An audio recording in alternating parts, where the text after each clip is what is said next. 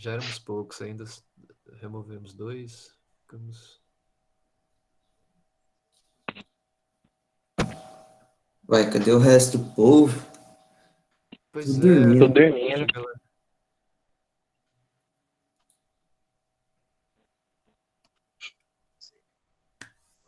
Bom, vamos lá, né? Vamos começar. Oh, que ânimo, hein, para começar nessa... nosso bate-papo. Bom, falando ainda sobre a Revolução Francesa, né? A gente vai agora passar para um segundo momento aí, né? A Revolução Francesa, como vocês viram lá, ela é dividida em 3 fases, né? A primeira fase ali que compreende a queda da Bastilha até a Convenção Nacional. Quando a gente chega na Convenção Nacional, a gente inicia a segunda fase, que é essa fase que a gente vai ver hoje, e após isso, a gente tem uma terceira fase que é com o golpe, né, do Napoleão Napoleão. Bonaparte, 18 de Brumário, né, e a gente vai ter então essa terceira fase da Revolução aí.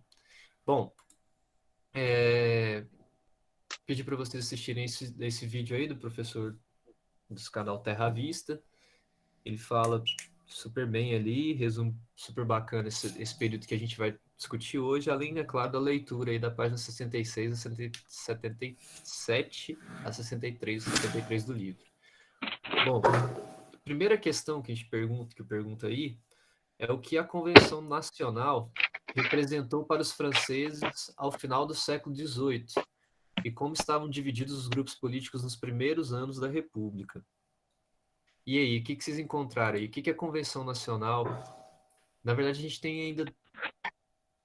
Vamos responder essa, depois a gente vai para as do livro. A Convenção Nacional, então, representa o que para os franceses no final do século XVIII e como estavam divididos esses grupos políticos? O que vocês colocaram aí, gente?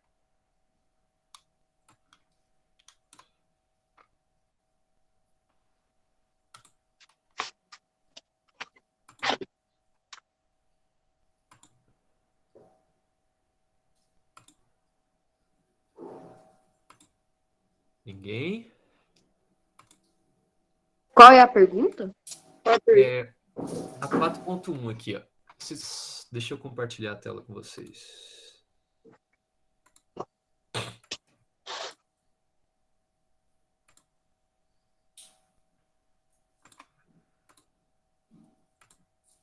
A primeira pergunta que a gente vai falar aqui é esta, da 4.1 aqui, ainda não consigo compartilhar, agora tá.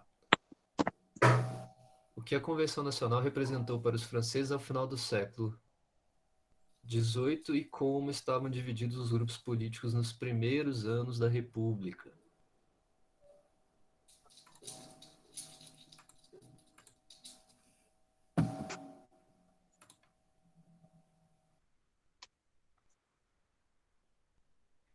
E vamos primeiro aí para a Convenção Nacional, o que ela representou.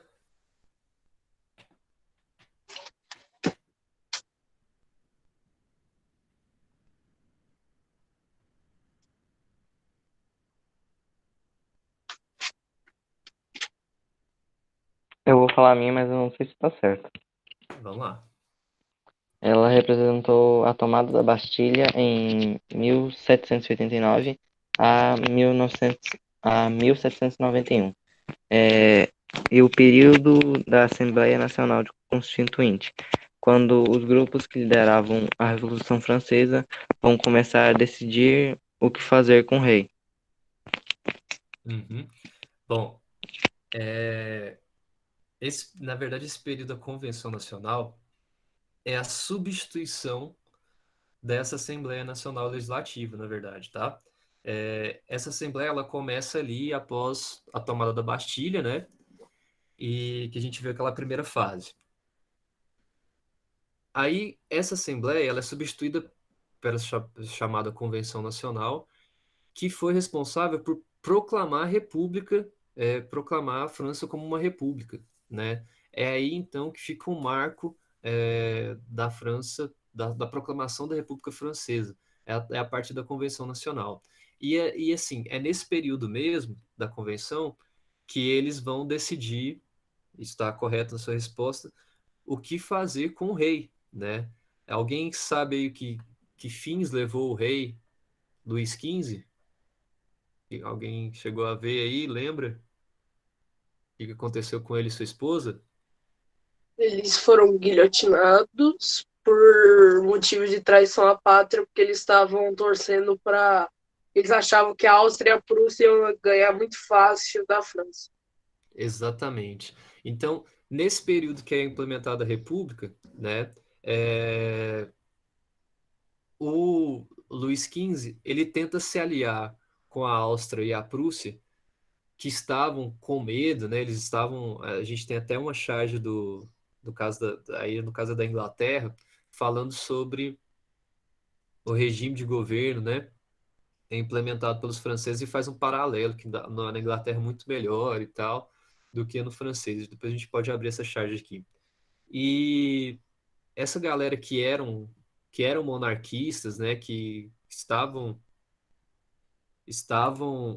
sendo regidos ainda por esse formato do antigo regime, né, por reis absolutistas e tal, eles temiam muito Que se espalhasse pela Europa, né? que É, esse temor revolucionário aí, que essa vontade revolucionária se espalhasse por toda a Europa. A França poderia ser um péssimo exemplo, né?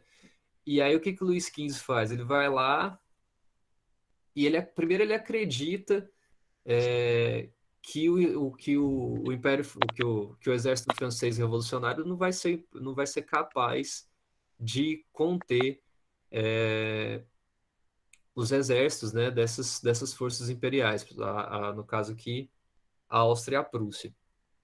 Então, e ele acaba favorecendo, facilitando, ele foge, né, inclusive, ele foge da França, ele e quase. na tentativa de fuga ele é capturado. É, E aí ele é julgado, né, por essa. Aí ele já é julgado através dessa convenção, né, dessa convenção nacional, que a maioria dos deputados eles estavam alinhados ali aos girondinos, né, que representavam os interesses da grande burguesia financeira, né, que eram as classes mais abastadas ali. Porém, os jacobinos fazem uma série de pressões e tal, e eles conseguem, né, no final, convocar o rei a depor, e após esse processo, né, que foi um processo longo, ele é culpado de traição e é condenado então à morte, e ele é guilhotinado, né, e posteriormente a esposa dele, a Maria Antonieta, também, né, e a guilhotina, né, gente, ela tem um peso, assim, social, né, e também político, né, pela forma com que é quase que uma grande encenação, assim, da morte de alguém que até pouco tempo era a pessoa com maior poder naquela região, né? Então, vocês imaginam o peso que isso não tem para a população ali, né? Tipo, então, aqui falam que a maioria da população até comemorava, né? Apesar de ser um fato extremamente brutal, mas devido ao que ao sofrimento que eles tiveram devido àquele regime de certa forma, o furor, a empolgação que eles tinham por essa revolução, isso vai ser muito representativo, né? E depois você vai ter um problema também que é no período que a gente vai falar que é o Grande Terror, né? Começa a se matar a gente demais após esses casos, né? Tipo, já mataram o rei e todas as pessoas que tentam fazer oposição também vão ser silenciadas e silenciadas da pior maneira possível, que é tirando as suas vidas, né? Então, pegamos o que é a Convenção Nacional, beleza, né? Acabei falando demais depois, mas deu para entender que a Convenção Nacional é quando a República Francesa ela é de fato proclamada, né? Quando a gente tinha aquela Assembleia Nacional Legislativa que ainda tinha bastante participação, bastante influência ainda dos monarquistas, né? Apesar da tomada da Bastilha e tal, mas ainda tinha pessoas desses grupos ali. E aqui na Convenção Nacional, basicamente, a gente vai ter uma representação entre jacobinos, né, e os girondinos ocupando essas cadeiras, né? Então a gente já responde a segunda parte, né, de como estavam divididos os grupos políticos aí nos primeiros anos da República. A gente tem a figura aqui também dos sans-culottes, né? Que a gente os sans-culottes, por que eles tinham esse termo, gente? Vocês lembram? Vocês chegaram a ver aí, lembram? Nope. Alguém? Porque o culotte era um tipo de calça curta que eles usavam. Que significação culotte significa sem culotte, né? Aí culotte era um tipo de calça curta, é por isso que eles receberam esse nome. Tinha na nobreza, né? A nobreza usava, as pessoas mais abastadas ali usavam essa calça curta, né? Aí era uma forma de se diferenciar ali dos demais, né? E esses sans-culottes não tinha possibilidade de utilizar essa calça, né? Que era uma calça destinada aí à aristocracia francesa. E aí eles eram os revolucionários, né? Tipo, aqui a gente tem um quadrinho, vou compartilhar com vocês. Esse grupo era um dos grupos mais radicais, né, ali durante a Revolução Francesa. Eles reivindicavam a reforma agrária, né,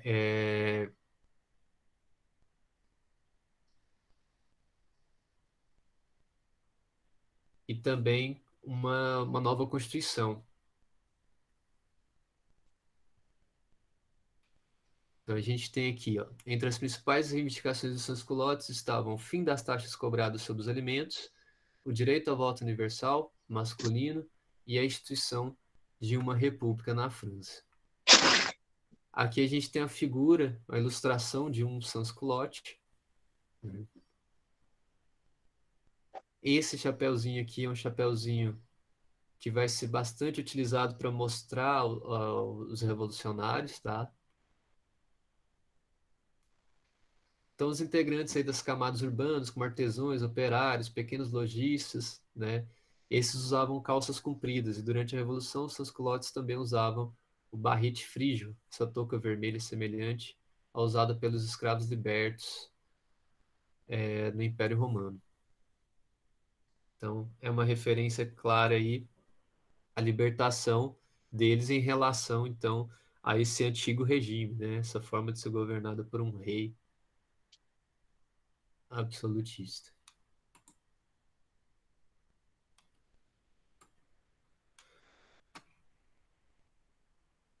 Bom, aqui, como complemento ainda da questão 1, a gente tem um panorama de como estava dividido os grupos, tá? Para a gente ter maior noção aqui de como estavam divididos esses grupos. A gente tinha os jacobinos, que eram os membros da pequena burguesia, né? Eles defendiam a igualdade de todos perante a lei. Suas reuniões eram realizadas no convento de Saint-Jacques e isso que deu o nome aí, então, a eles como jacobinos, devido a esse convento de São Jacques. Então, eram revolucionários, porém eram representantes ali da pequena burguesia e tinham como principal característica ali essa defender a igualdade perante a lei, né? Eles eram, digamos, nesse sentido aí, revolucionário um pouco mais brandos, né? Os girondinos, por sua vez, desculpa, gente, na verdade os girondinos aqui eram os mais brandos, tá? Os girondinos, por sua vez, eram republicanos moderados, membros representantes da alta burguesia, né? Eram as pessoas mais ricas, mercantil financeira e também os nobres, né? Os nobres liberais, as pessoas que já estavam se desvinculando ali do rei, mas ainda tinha alguns títulos de nobreza. Esses homens eram, na maioria, da Assembleia Legislativa, e os líderes do grupo vinham da Girôndia, né? Região do interior da França, daí então o nome de girondinos.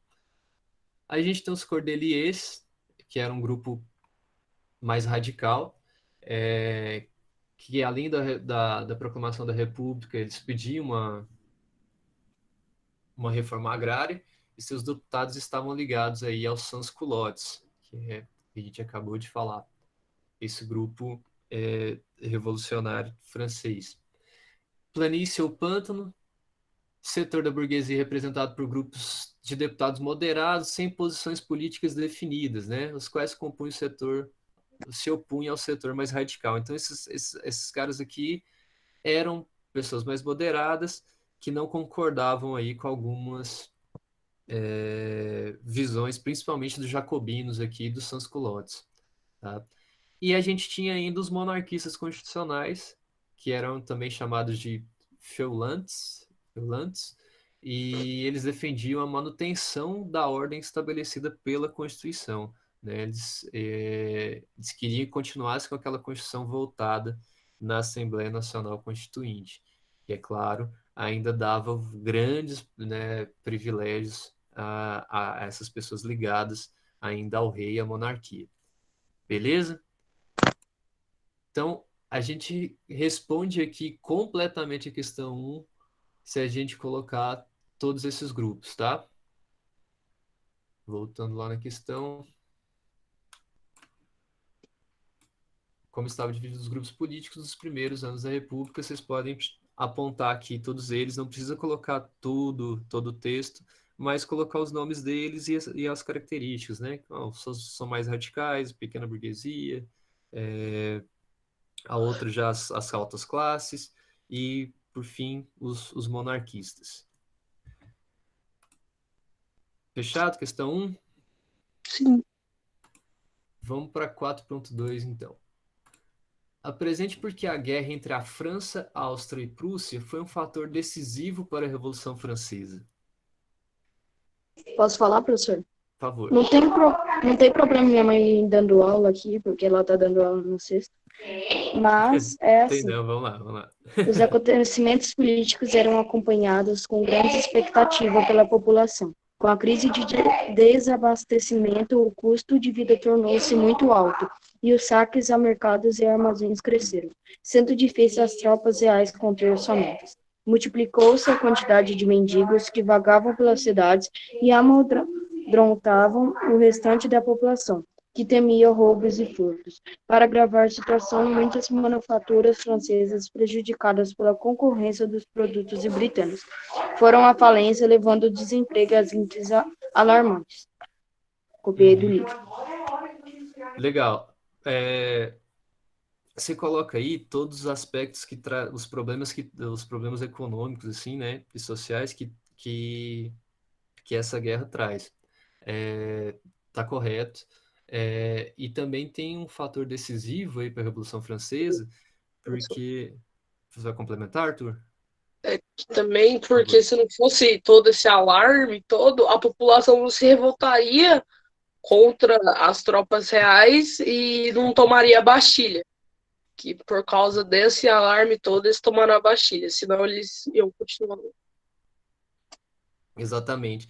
Com esse panorama, né, com esse panorama de ataque, de miséria, de privações, eles vão incentivar ainda mais que o exército revolucionário ocupe, né, o poder para poder fazer frente, lutar contra esses países que estavam tentando intervir na França. Então, tem um peso, né, como fator decisivo, toda essa condição política e econômica ali, na verdade econômica e social, bem conturbada, além da política, né? E tem o outro fator que a gente citou também, que é a própria tentativa de ajuda ao rei, aos seus opositores, né? Isso também vai ser muito... Isso que vai fazer com que ele seja julgado e condenado por traição, né? Então, isso também é um outro ponto que pode ser colocado aí, tá? Professor, é porque, tipo, começou a guerra, aí tudo que eu falei é o que aconteceu. Aí as pessoas começaram a ter uma revolta sobre o, a família real francesa. Com isso, o povo ficou tão revoltado que começou a atacar a Bastilha. Assim começou o início da Revolução. Uhum. O início da Revolução também é marcado por aquelas questões que a gente falou das ideias iluministas, né? Que já traziam essas ideias pelo menos de igualdade ali, é, já mais latentes, né? De uma outra forma de governo, né? Que não seja um governo autoritário, aristocrata, né? Essas ideias também começaram a circular ali pela França. Isso também vai interferir para a tomada da Bastilha nesse primeiro momento. Como a gente falou, essa primeira fase, até a tomada da Bastilha, é a primeira fase da Revolução até a constituição dessa Assembleia. Agora a gente está falando aqui dessa segunda fase, que é depois da Convenção Nacional, onde a Assembleia se torna Convenção Nacional, né? E vai até o golpe de 18 Brumário, que aí a gente tem a fase do Grande Terror, que são os jacobinos no poder, né? Rechaçando qualquer possibilidade de contra-revolta.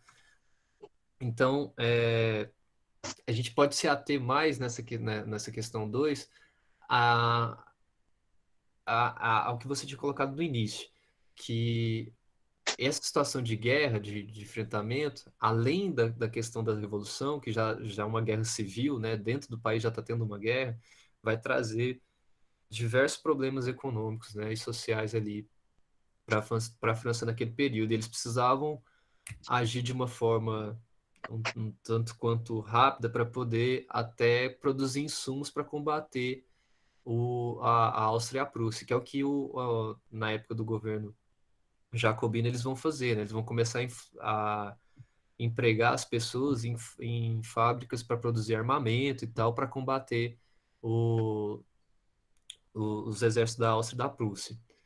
E eles vão obter êxito nisso aí também, eles vão conseguir expulsá-los, né? Tipo, do seu território. Bom, na questão 3, 4.3, a gente tem o Grande Terror. Eu te peço para caracterizar esse período conhecido como o Grande Terror. Posso E o falar? que vocês viram? Vai lá.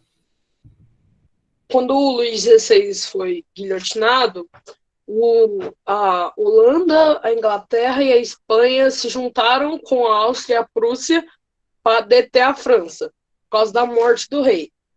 Aí os jacobinos tomaram, não sei se foi desse jeito, mas os jacobinos defendiam a necessidade de medida radical para conter esse tanto de exército. E em junho de algum ano que eu esqueci agora, eles, apoiados pelos sans-culottes, eles expulsaram os girondinos da convenção e tomaram o poder. E assassinaram e prenderam seus principais líderes dos girondinos. Aí começou o Grande Terror. Aí os jacobinos criaram o Tribunal Revolucionário, que era um tribunal que matava, que julgava todas as pessoas que eram contra a Revolução. Isso, exatamente. O ano, Arthur, eu olhei aqui, é 1793, tá? Julho de 1793. Então, o governo jacobino acredita que essa influência, tá? Tipo, a gente precisava tomar uma medida drástica, radical, para combater essa intervenção que estava vindo, e eles não acreditavam muito, né, no empenho dos girondinos para isso. Então, o que eles fazem é o quê, né? Expulsam a maioria dos girondinos da convenção, né, dessa convenção nacional, que é essa nova, digamos, é a nova Assembleia, é o novo Congresso, né? E ali iniciam esse período de governo revolucionário, que é chamado como o Grande Terror. E eles criam o Comitê de Salvação Pública, né? Que é um comitê que dispunha de plenos poderes sobre o exército e a política interna em um tribunal que é um tribunal revolucionário, né, um tribunal criado em período de crise, que julgava os suspeitos de tramar contra a República. Então, todos os seus opositores eram julgados, acabavam sendo julgados por tramar contra a República e aí eram mortos, né? Uma dos principais nomes a ser mortos aí pelos jacobinos, né? É o Robespierre, que era o Robespierre e o Danton, que são dois nomes girondinos aí dos posições fortes na primeira fase da Revolução, que vão ser Ou, mortos pelos jacobinos. não, o Robespierre não era do Jacobinos, não? Eu acho que era só o Danton que era. Desculpa, é só o Danton, desculpa, gente. É o Robespierre, que é o grande nome dos jacobinos que lideram essa repressão.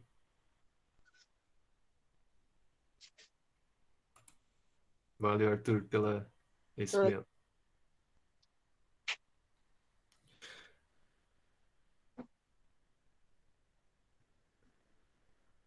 Bom, deu para pegar aí esse período do Grande Terror? Ficou alguma dúvida? Governo jacobino, né? Massacrando, massacrando aí então qualquer possibilidade de Contra-revolta. de contra-revolta, até de diálogo nesse sentido, né? Porque os girondinos não estavam,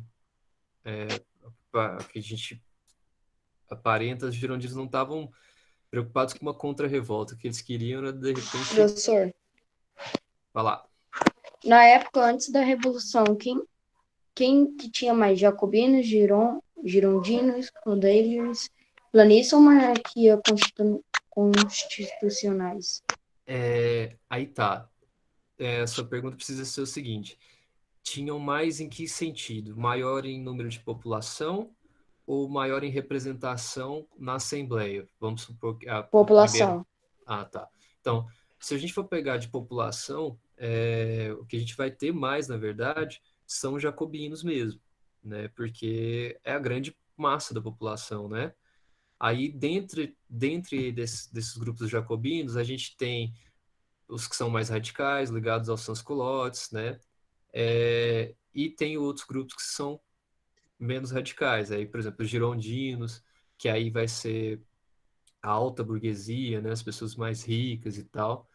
Então, o que a gente tinha mais mesmo no grosso, que mantém uma população, são as classes, né? Lembra da pirâmide? A base da Sim. pirâmide, a base das pirâmides são a burguesia e os camponeses naquele primeiro momento, né? Depois a gente tem o clero e a nobreza.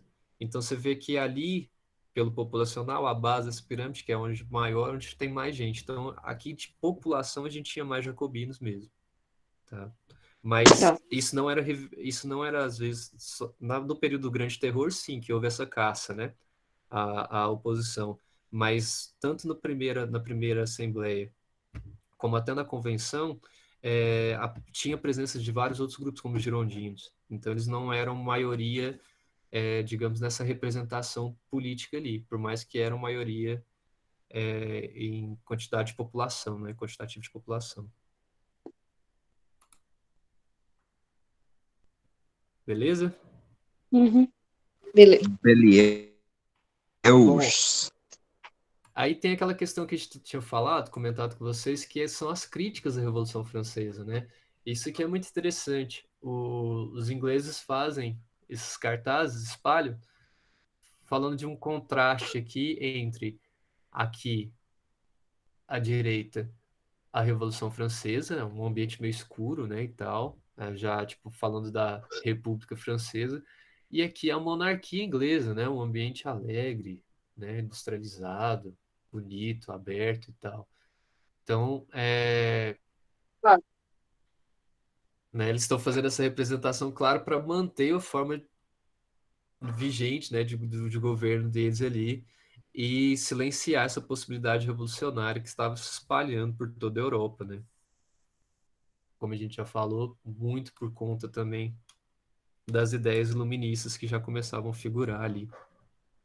em todo o território. A França foi pioneira nesse sentido, né? Em proclamar a república ali, ainda mais da forma como foi, assim. Bom, avalie o governo jacobino apresentando suas modificações sociais. Agora vamos falar dos aspectos sociais. A gente está falando aqui que o governo jacobino é dessas classes, representação dessas classes menos abastadas. Então, o que que eles fizeram, né, de modificações sociais aí para a França republicana?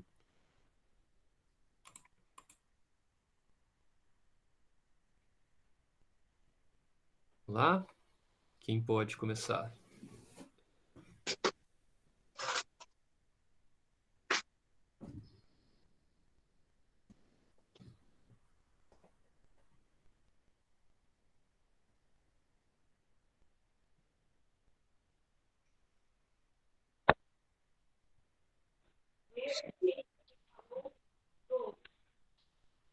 Ô, Lucas, se eu não me engano, acho que tinha o sistema métrico decimal Aham.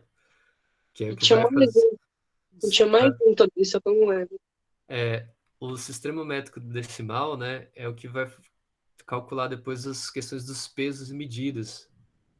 Isso vai ser desenvolvido durante o governo jacobino, depois vai passar a ser utilizado, né, pelo mundo todo. Então a gente vai ter, isso vai se tornar depois o Sistema Internacional de Unidades, tá? Como vai ser chamado. É, Onde vai colocar aí o metro, o quilograma, o segundo, né, e o litro como sistemas populares que possibilitam o quê? A criação de um sistema único, né, para pesar isso no mundo todo.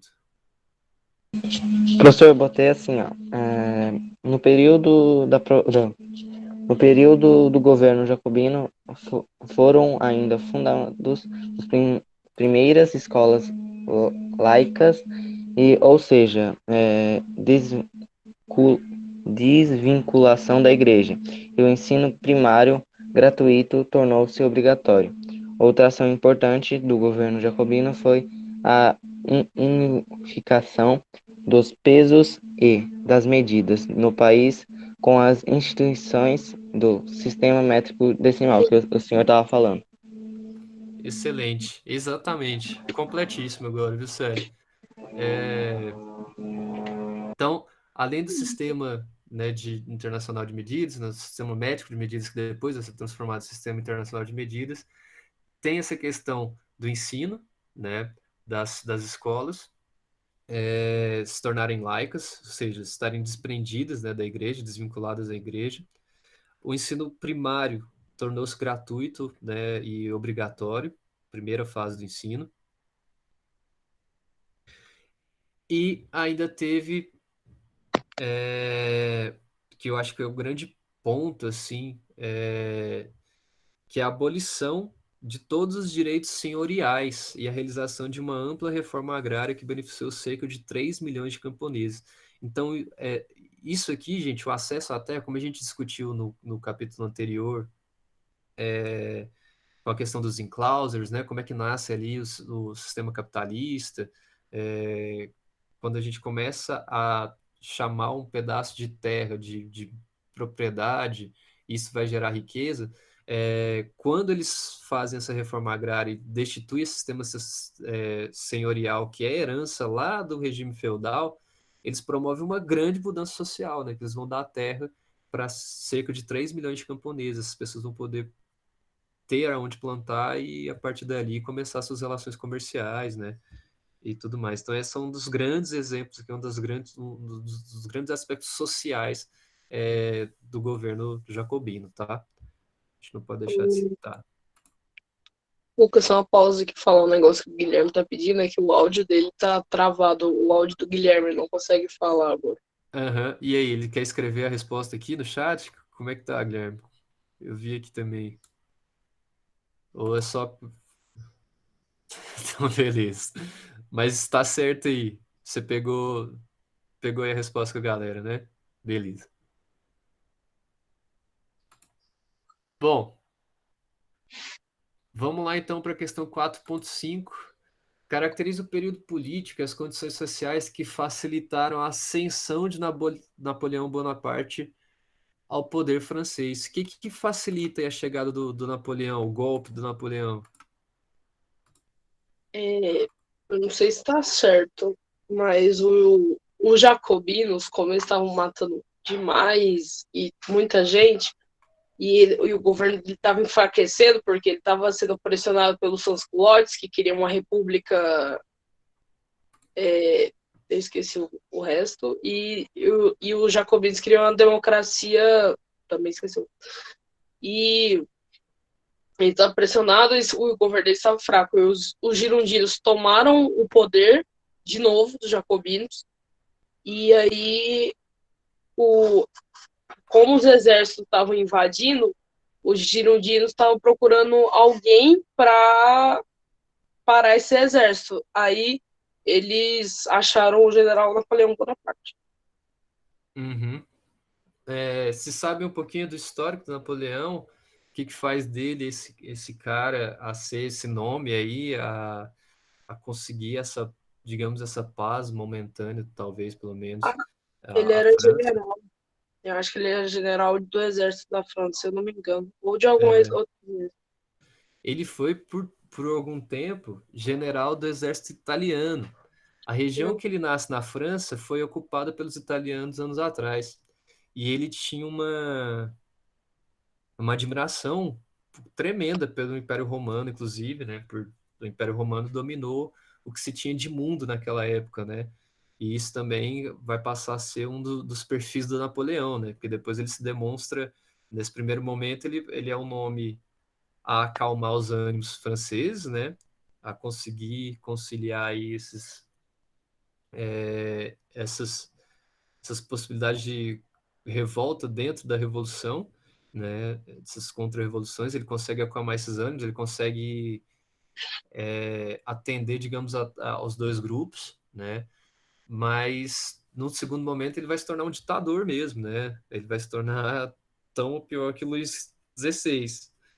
E, e aí ele vai tentar também invadir, dominar tudo que se tinha de concepção de mundo ali também, né?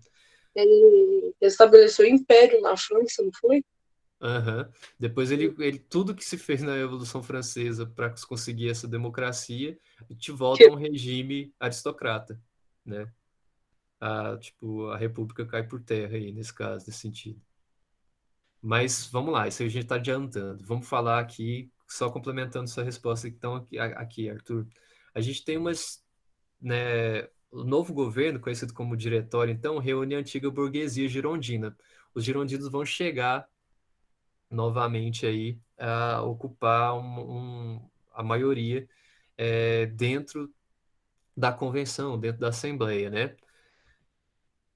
E essa burguesia girondina, né, são setores enriquecidos com a guerra, com a especulação, essa galera que ganhou bastante grana durante esse período, e as dificuldades econômicas ali se agravam, né?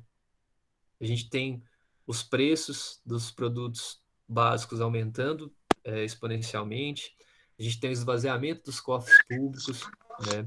E a Alô? miséria crescente em sinais evidentes de fraqueza do novo regime. Alguém vai falar aí, Guilherme?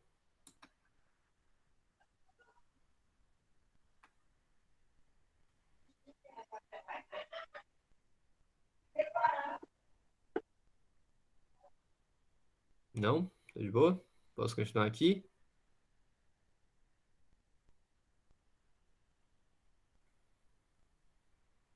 E o governo ainda teve, né, no caso, que combater aquelas intervenções do antigo regime, né, dos exércitos austríacos e prussianos.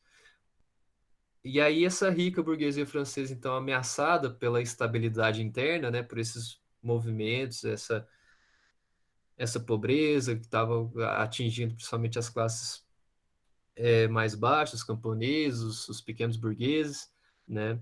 Eles precisavam de uma solução aí política que preservasse tanto as suas propriedades, com medo também de mais uma vez uma tomada dos jacobinos né? E outro processo de tomada de terra, né? De reforma agrária. E para isso, então, eles vão chamar o general Napoleão Bonaparte, que já tinha combatido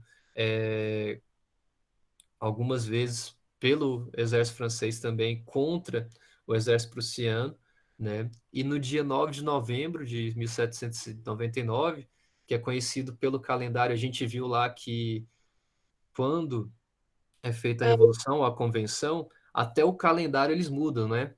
Para se desvincular do calendário cristão.